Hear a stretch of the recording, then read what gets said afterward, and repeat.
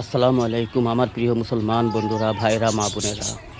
আমি আপনাদের একটি বিশেষ গুরুত্বপূর্ণ দিন ইসলামের বিষয় জানিয়ে দিতে চাই এবং এই বিষয়ে আমিও আমল করতে চাই। বন্ধু দেখুন, ইসলামের বিধানে অনেক ছোট ছোট ক্ষুদ্র ক্ষুদ্র আমল করার আল্লাহ আদেশ করেছেন, আমার রাসূল সাল্লাল্লাহু আলাইহি ওয়াসাল্লাম আদেশ করেছেন এবং বড় বড় আহকাম, বড় বড় হুকুম আল্লাহ সুবহানাহু ওয়া তাআলা করেছেন, যেগুলো ইসলামের মূল ভিত্তি এবং বুনিয়াদ। ছোট ছোট বিষয় যদি ছোট ছোট কোনো নেক আমলকে যদি গুরুত্ব সহকারে আল্লাহর রাজামন্দির উদ্দেশ্য নিয়ে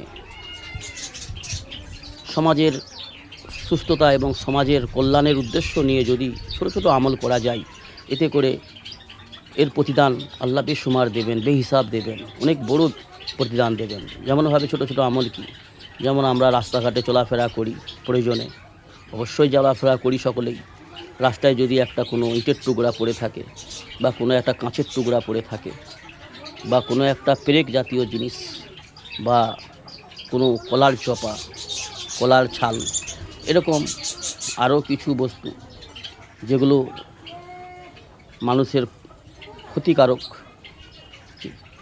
সেটাকে যদি অন্যত্রে উঠিয়ে সরিয়ে দেওয়া হয়, এমন কোনো জায়গায় ফেলে দেওয়া হয়, নিক্ষেপ করা হয় যেখানে কারো ক্ষতি করার সম্ভাবনা থাকে না, ক্ষতি হওয়ার সম্ভাবনা থাকে না, এমন কিছু বস্তু, এগুলোকে যদি সরিয়ে দেওয়া যায়, রাস্তা থেকে সরিয়ে দেওয়া যায়, কোনো ডালপালা, কঞ্চি এবং কোনো একটা ডালপালা ঝেপে আছে রাস্তার ধারে, গাছের ডালপালা, এগুলোকে যদি কেটে সাফ করে দেওয়া যায় শুধুমাত্র মানুষের সুবিধার্থে এবং মানুষের সমাজের কল্যাণের জন্য, এবং উদ্দেশ্য টার্গেট মূল হবে কি, যে এই কাজটা আমি যদি করি আল্লাহকে রাজি খুশি করার উদ্দেশ্য নিয়ে সমাজের কল্যাণের জন্য, এতে আল্লাহ বড় খুশি হয় এবং অনেক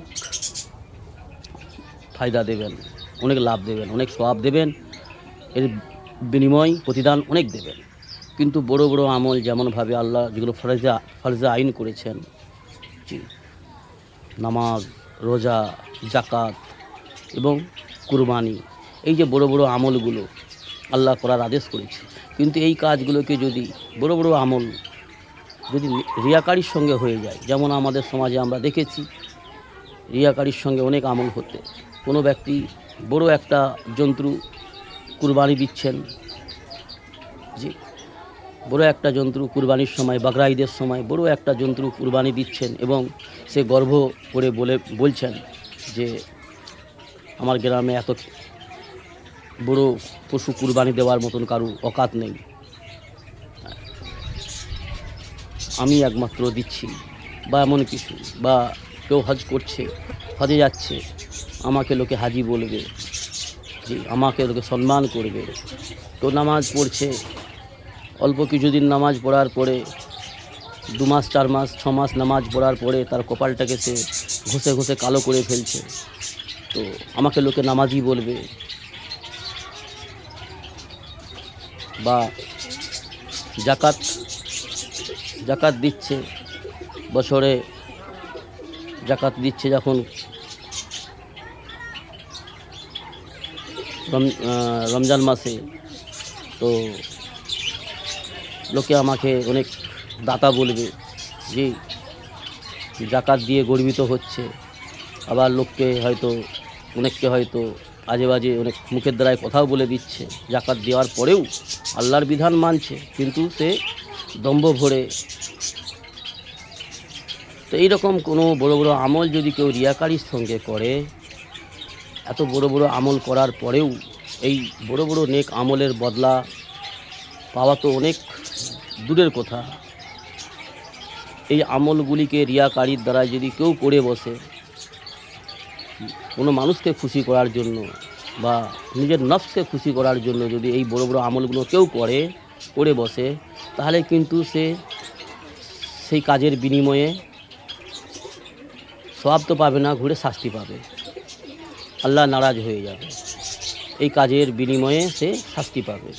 সেহেতু কোনো আমলকে ক্ষুদ্র মনে করে ছেড়ে দেওয়া যাবে না, অর্থাৎ যেগুলো আল্লাহ ফরজে আইন করেছে সেগুলোকেও যথারীতি পালন করতে হবে ইখলাসের সহিত, আল্লাহর রাজামন্দির উদ্দেশ্য নিয়ে। এবং ছোট ছোট যে সমস্ত নেক আমলগুলি আমার রসুল সাল্লাল্লাহু আলাইহি সাল্লাম আমাদের করার আদেশ করেছে সমাজের কল্যাণের জন্য, নিজের সুস্থতার জন্য, নিজের পরিবারের কল্যাণের জন্য সেই আমলগুলিকেও যথারীতিভাবে ইখলাসের সহিত পালন করতে হবে। তাতে করে কি হবে না, আমরা এর বিনিময়ে বেশুমার বদলা প্রতিদান আল্লাহ আমাদেরকে অবশ্যই দেবে। সেই জন্য বন্ধুরা, রিয়াকার হবেন না, বখিল হবেন না, সখী হন আর ইখলাসের সহিত নেক আমল করুন।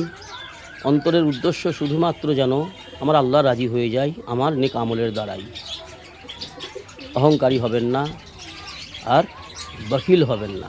বখিল মানে কৃপণ হবেন না। কৃপণতাকে আল্লাহ পছন্দ করেন না।